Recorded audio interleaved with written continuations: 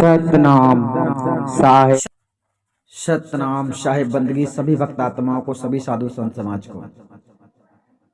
कबीर बीजक वाणी से आप लोगों को आज बतलाया जाएगा सत्य की खोज में जितने लोग परेशान हुए और परमात्मा को नहीं खोज पाए, और फिर परमात्मा क्यों नहीं खोज पाए, ये सब यहाँ पर पता चलेगा।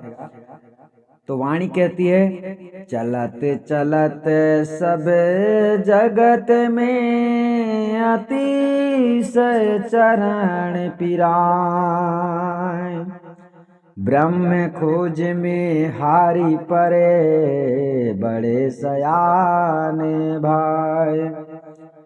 गण गंधर्व और मुनिवर काहू अंत न पाए, तब वही कहा हरि गुप्त है जग को कर में लगाए। चला चला सब जगत में, यहाँ पर वाणी कह रही है कि इस संसार में सत्य की खोज करने वाले, ब्रह्म की खोज करने वाले थक गए चलते चलते संसार में। कोई मंदिर, कोई मस्जिद, कोई तीर्थ यात्रा, कोई रामेश्वर धाम, कोई परमेश्वर धाम, कोई चारों धाम घूम घूम के थक गए, लेकिन परमेश्वर को नहीं पाए और चलते चलते थक गए, अर्थात ब्रह्म की खोज में हार गए बड़े सयाने भाई। यानी बड़े बड़े मुनिवर जितने संसार में बड़े बड़े योगी मुनि महात्मा थे, वे सभी परमात्मा की खोज में हार गए, अर्थात कामयाब नहीं हुए, परमात्मा को नहीं खोज पाए। गण गंधर्व और मुनिवर काहू अंत न पाए, अर्थात किसी ने उस परमात्मा सत्ता का अंत अर्थात परमात्मा को नहीं जान पाए, नहीं खोज पाए। अर्थात कई प्रकार से लोगों ने अपने योग साधना समाधि, कई प्रकार की जितने संसार में विधि विधान बताते हैं लोग आजकल, पहले से करते आए हैं, वे लोग भी नहीं खोज पाए। तब ही यहाँ पर कहा जाता है, तब ही कहा हरि गुप्त है जग को करम लगाए। उसी समय अनेक संतों महंतों ने, जितने मुनि थे वहां पर, तो उस समय पर सबने कह दिया कि हरि गुप्त है, अर्थात परमात्मा को तो जाना नहीं, इसलिए कह दिया परमात्मा गुप्त है। तो जीव को कर्म में लगा दिया, मतलब सभी भक्त आत्माओं को भटका दिया कि ऐसा करो तो परमात्मा मिलेगा, ऐसा करो तो परमात्मा मिलेगा, अर्थात किसी को आत्मज्ञान नहीं हुआ, इसलिए समस्त संसार भटक रहा था, आज भी भटक रहा है, क्योंकि जब तक सच्चा सतगुरु नहीं मिलता है तो परमात्मा ज्ञान नहीं होता है। तो आगे चलते हैं, वाणी क्या कहती है, अर्थात यहाँ पर कहा जाता है, तब वही कहा हरि गुप्त है। हरि गुप्त है यहाँ पर इन लोगों ने बताया है जिन महात्माओं ने परमात्मा की खोज में परमात्मा को पाया नहीं, परमात्मा को मिला नहीं, परमात्मा से मिले नहीं, परमात्मा सत्ता को जाने नहीं, अर्थात सत्य की खोज नहीं कर पाए, इसलिए इन्होंने कह दिया हरि गुप्त है, यानी परमात्मा गुप्त है। जबकि परमात्मा ना गुप्त है और ना ही प्रकट है, वो जैसे का तैसा है, आपके सामने, अंदर बाहर, आगे पीछे, हर जगह मौजूद रहता है और सब में समाया हुआ है, परंतु आप लोग नहीं जानते, इसलिए भ्रम रहता है और सब लोग पाखंडी लोग आपको भ्रमित करते रहते हैं। तो यहाँ पर वाणी कह रही है, जो बंधन मुनि बर दिया,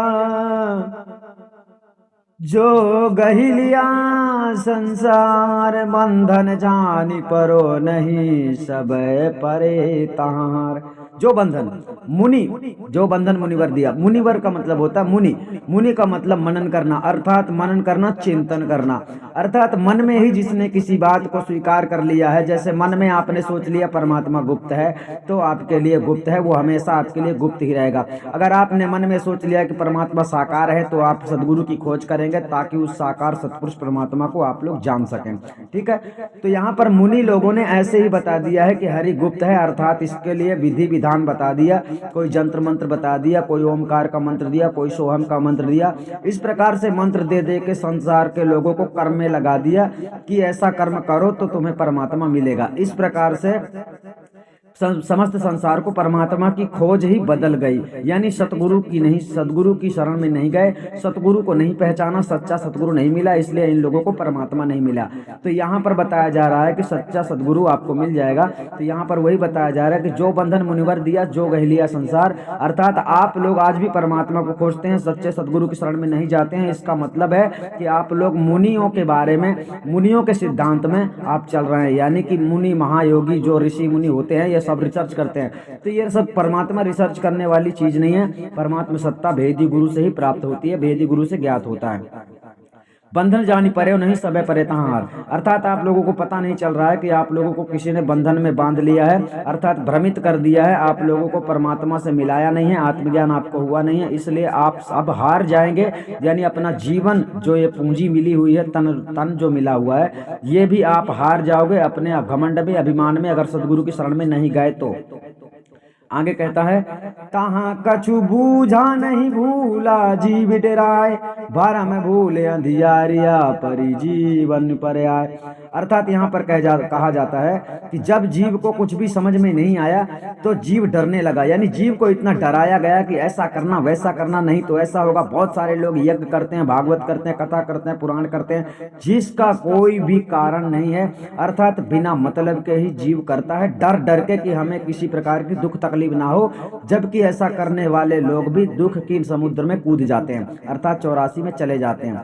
भरम भूल अंधियारिया परि जीवन पर आए। अर्थात भरम इतना भ्रमित कर दिया संसार को मुनियों ने, ऋषि मुनियों ने, अर्थात अंध भक्तों ने, और जिन लोगों ने परमात्मा की खोज की लेकिन परमात्मा को नहीं खोज पाए, तो उन लोगों ने भ्रमित कर दिया कि हरि गुप्त है, इसलिए ऐसा ऐसा करो तो परमात्मा मिलेगा।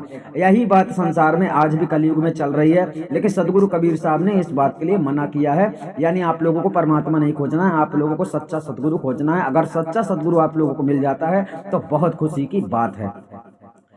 वहाँ गुरुवन का मोह बहु पंडित वेद सुनाए, अर्धमात्रा ओमकार को एकन एक दृढ़ाय। अर्थात गीता में बताने वाला ओमकार मंत्र, 4 वेदों में वर्णित ओमकार मंत्र का मंत्र पहले सबसे ज्यादा विख्यात था। उसी मंत्र को गुरु से प्राप्त करने के लिए लोग गुरु की शरण में जाते थे और गुरु के ऊपर तन मन धन न्यौछावर कर देते थे। और इसी कारण से आज भी गुरु की परंपरा तो है, लेकिन सतगुरु नहीं मिल पा रहा है, इसलिए आत्मज्ञान नहीं होता है। कोई मंत्र दे देता है तो कोई मंत्र दे देता है। इस प्रकार से मंत्रों की प्रक्रिया संसार में जारी रही, लेकिन परमात्मा सत्ता का ज्ञान देने वाला संसार में प्रकट नहीं हुआ। अर्थात सदगुरु कबीर साहब यही कह रहे हैं कि आत्मज्ञान परमात्मा का स्वरूप है, और परमात्मा सत्ता को जानने के लिए आपको भेदी गुरु की शरण में जाया जाता है। लेकिन आप परमात्मा सत्ता को जानने के लिए भेदी गुरु की शरण में नहीं जाते, इसलिए पाखंडी गुरु की शरण में जाते हो। तो पाखंडी गुरु आपको नियम बता देता है कि ऐसा करो वैसा करो तो परमात्मा मिल जाएगा। परमात्मा से मिलाने वाला सच्चा सतगुरु ही होता है जो परमात्मा से आपको मिला सकता है। जैसे सदगुरु कबीर साहब ने परमात्मा सत्ता का ज्ञान दिया, आकर धर्मदास को दिया, अनेक संतों को दिया, जिन्हें भी दिया उन्होंने जिसे दिया उसने समझा। ठीक है, आगे चलते हैं। अर्धमात्रा ओमकार को एक अनेक दृढ़ाए। अर्थात सबको ओमकार का मंत्र पहले दिया जाता था। अब तो बहुत सारी शाखाएं हो गई हैं भक्ति की, तो अब तो कोई बात ही नहीं है। राम कहो, कृष्ण कहो, हनुमान कहो, दुर्गा कहो, काली कहो, गणेश कहो। आजकल तो भक्ति के बारे में कोई बात ही ना करे कि कितने प्रकार की भक्ति हो गई है। यहाँ पर तो 9 प्रकार के धर्म हो गए, हिंदू मुस्लिम सिख ईसाई, इस प्रकार से अनेक धर्मों के अनेक प्रकार के भगवान हो गए हैं। लेकिन परमात्मा तो एक ही है। यह बात सबके समझ में नहीं आता है, क्योंकि सच्चा सदगुरु की खोज नहीं करते, सच्चा सदगुरु मिलता नहीं है, इसलिए परमात्मा नहीं मिलता है। आगे चलते हैं। बरसे बिरह अखंडित विधि तप जीव सब झार, 12 में मोह भयावनी कछु न मिले आधार। अर्थात जिस प्रकार की भक्ति संसार में लोग आप लोगों को दे रहे हैं, जिस प्रकार की भक्ति आप लोग कर रहे हैं, वर्षे विरह अखंडित। विरह का मतलब होता है पीड़ा, अखंड का मतलब इतना दुख कि आप उसकी सीमा नहीं है। यह मनुष्य देह पाकर जिसने भक्ति नहीं की है और भक्ति नहीं किया, सच्चा सदगुरु की शरण नहीं लिया, उसके लिए बड़ा ही दुखदायी है। क्योंकि इस शरीर को छूटने के बाद में 84 फंदे में जब आप जाते हो, अनेक प्रकार की योनियों में घनघोर दुख संताप सहना पड़ता है, और उस संताप से बचने के लिए सदगुरु की शरण में जाया जाता है। लेकिन गुरु की शरण में आप जाते हैं, लेकिन सच्चा सदगुरु ना मिलने के कारण आप लोगों को आत्मज्ञान नहीं होता है। इसी प्रकार से आप इस जीवन में भी तपस्या करते रहते हो, लेकिन परमात्मा मिलता नहीं, क्योंकि जिस प्रकार से परमात्मा को खोजना चाहिए उस प्रकार से आप खोजते नहीं हो। अर्थात आप संताप में डूब जाते हो, ना इस जीवन में सुख पाते हो और ना ही उस जीवन का सुख पाते हो।